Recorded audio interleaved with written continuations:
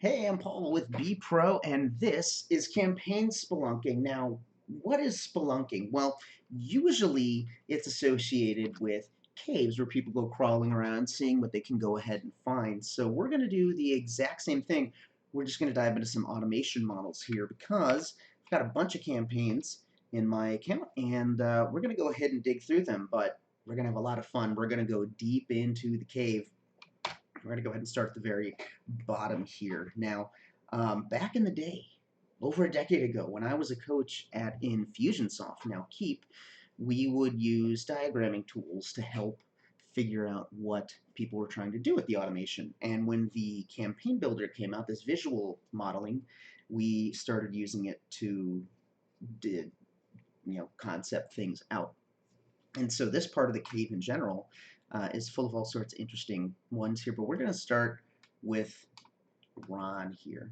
And what's interesting is this LSP, it stands for local service provider. Those were the types of clients that we were getting. So, okay, looking at this cave here, or this campaign, let's throw on our hard hats here and grab your lights and see what's going on. Okay, so let's zoom out and see what is going on here. So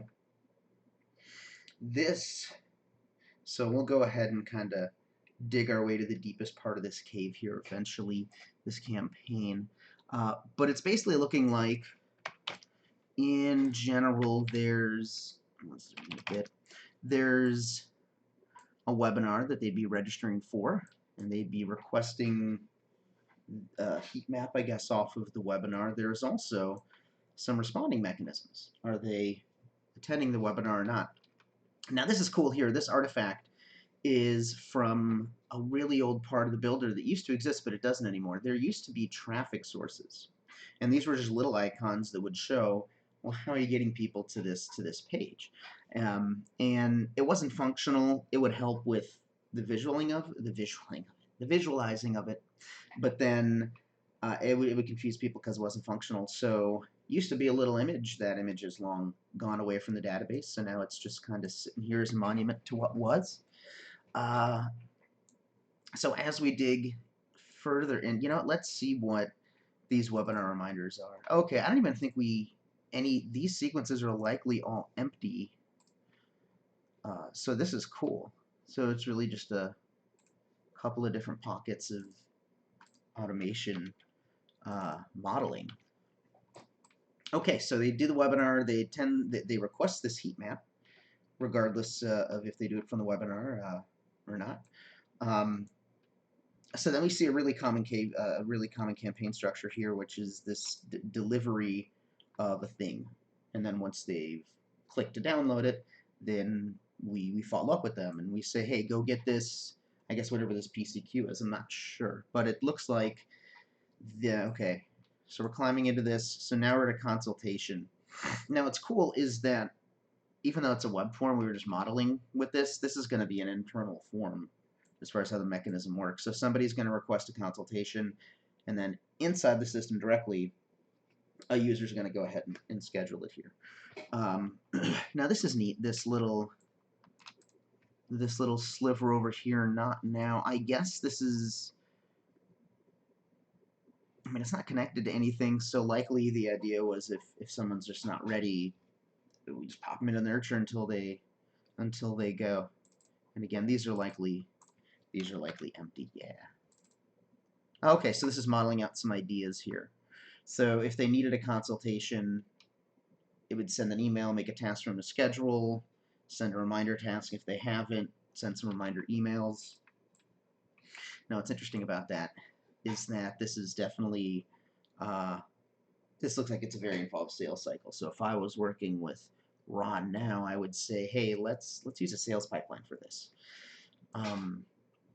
Okay, so continuing to climb back into this campaign here, spelunking further. They schedule a consult, and then I guess, and there's reminders dynamic around the appointment based on the notes here. And then they schedule a financial review, which again, this is another internal. So yeah, because it's this process, this long sales cycle where they got to talk, I would definitely say this would be an opportunity for pipelines to track stuff and not use tasks. Um, and this is interesting here, how we have this just little like, vein of the campaign here. We also have this note template to skip people ahead that says, hey, big red automation button, they need a financial review. We know that they're good. So that's interesting.